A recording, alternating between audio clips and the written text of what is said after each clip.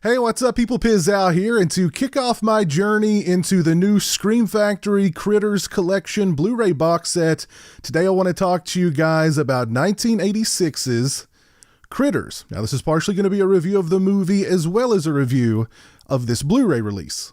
And Critters is one of those movies that I have such fond memories of from the video store days. This is a movie that has unfairly been compared to Gremlins, or it's been called a Gremlins ripoff. And now, while Gremlins is a better movie than Critters, and I love Gremlins, but I've seen Critters many, many more times. This was a movie that I rented quite often from the video store back in the day. This was a movie that was on cable television all the time growing up as well.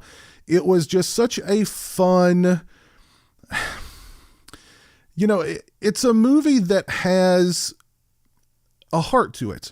Yes, it's kind of a cheesy, campy, B-grade 80s monster movie, but it's a cheesy, kind of campy, B-grade 80s monster movie with a big heart and a great cast. Now, the movie is about this family in Kansas who are under attack by these small, furry aliens with big, huge mouths full of rows of very sharp teeth.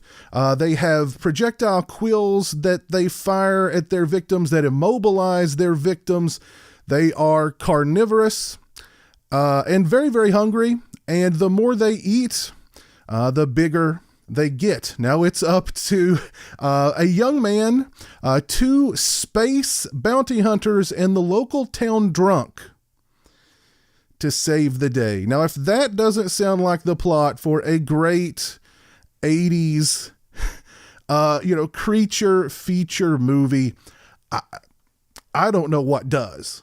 Now, first and foremost, this movie features a great, great cast. You've got Dee Wallace during the short period of time in which she was Dee Wallace Stone. She delivers a fantastic performance here.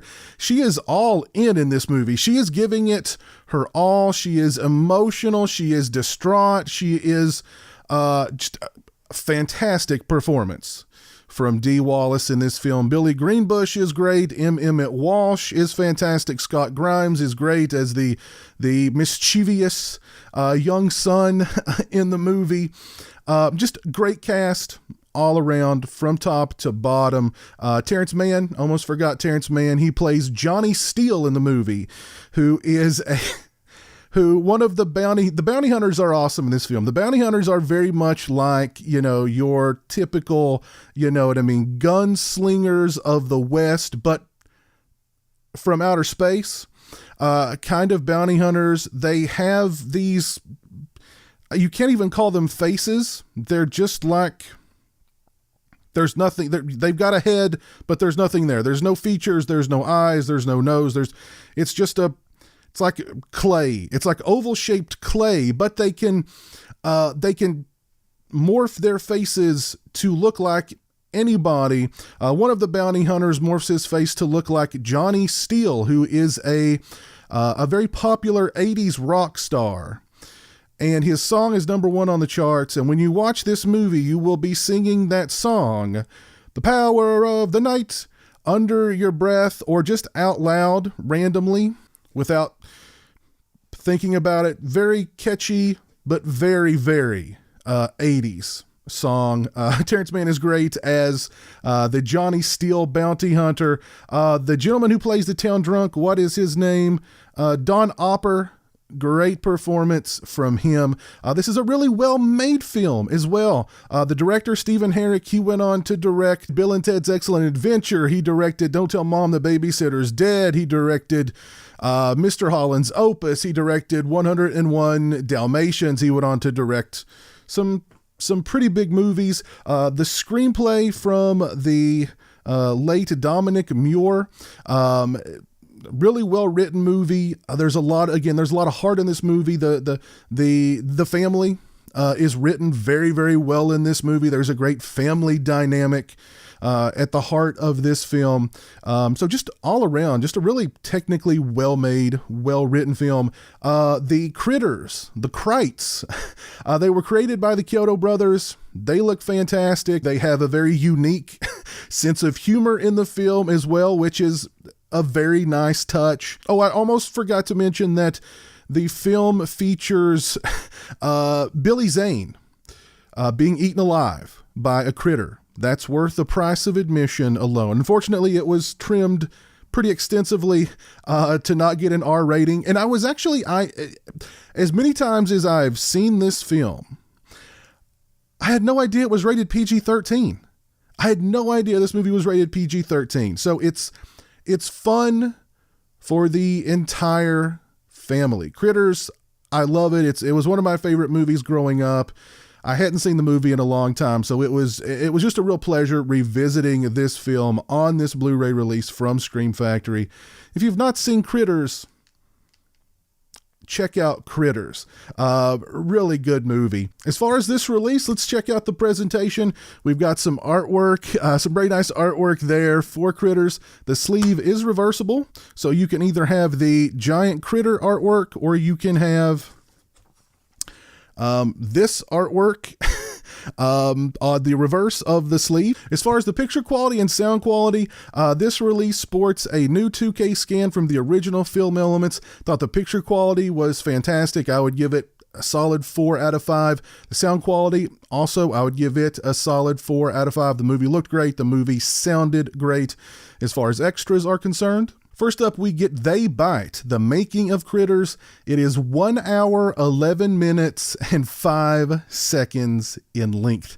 It includes interviews with producer Barry Opper, screenwriters C. Courtney Joyner, Shane Bitterling, archival interview footage with screenwriter Brian Muir, Don Opper, second unit director Mark Helfrich, Dee Wallace, Lynn Shea, Terrence Mann, Corey Burton, the Kyoto brothers, makeup effects supervisor R. Christopher Biggs, composer David Newman, miniature effects supervisor Gene Warren Jr., and more.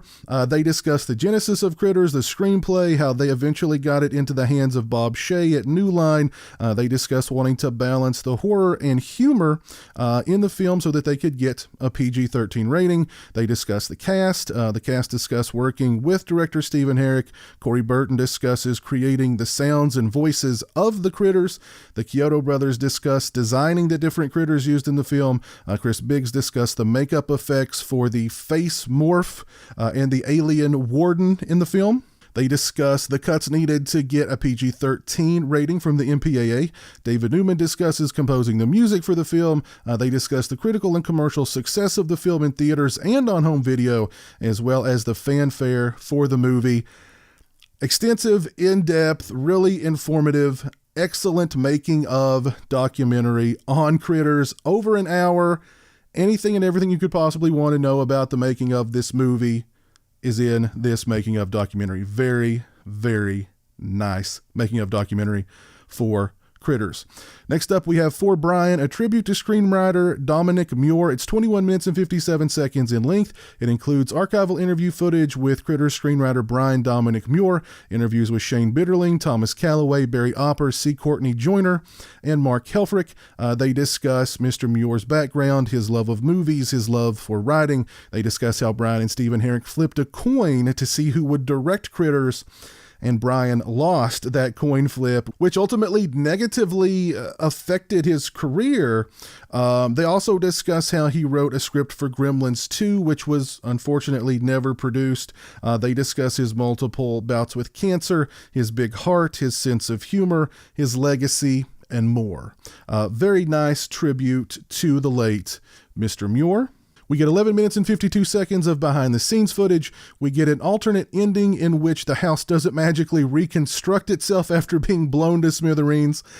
We get the theatrical trailer. We get TV spots and a still gallery. We get 2 audio commentaries, one with producer Barry Opper and star Don Opper, and the other commentary with Critters designers, the Kyoto brothers. I didn't have an opportunity to watch the film with either commentary. However, I'm sure they're both very nice commentaries. This is a very nice release for Critters from Scream Factory. Both the picture quality and the sound quality are excellent. You've got some great extras on here. The making of documentary, over an hour. Just great stuff. Really moving tribute to the late screenwriter. Just a really nice release for Critters from Scream Factory. All around. Really nice to see this movie get a great release from Scream Factory. Again, if you've not seen Critters, by all means, go watch Critters. Such a fun movie. If you've seen Critters, please let me know your thoughts on it down in the comments section below. Keep your eyes peeled. I will continue my journey through the Critters Collection Blu-ray box set and follow up with my review of Critters 2 in the very near future. If you like this video, please leave it a thumbs up. If you're not following me on social media, those links are in the description. They're also right around here. As always, thanks so much for watching. I really appreciate it. Take care, and until next time, peace. Join the $1 a month club and help support my channel on Patreon. Thank you to my current patrons: Kevin Smythe, Orc145626, B-Movie Mike, Robert Sobel, Turi Delamore, Stephen Flanagan, Lori Holt, Mitch Odell, Farron Sutton, Craig Farrand, Jeremiah Lambert, Grindhouse Grotto, Joseph Charlesworth, Chris Earls, Derek Jana, Demon Waffles, Tim Williams, Stone Gassman, Zachary Barton, Mr. Bibby86, James Welch, Eli Geisler, Jeff Overing, Cliff Hostetter, Kyle McGuire, Jay the Stingray, Lauren Dixon, Travis Davis, Dave Barnes, Jonathan Lundy, Chris Parsons, Chris Gonzalez, Trenton Bowser, Alan Scott, and Vic Corbin.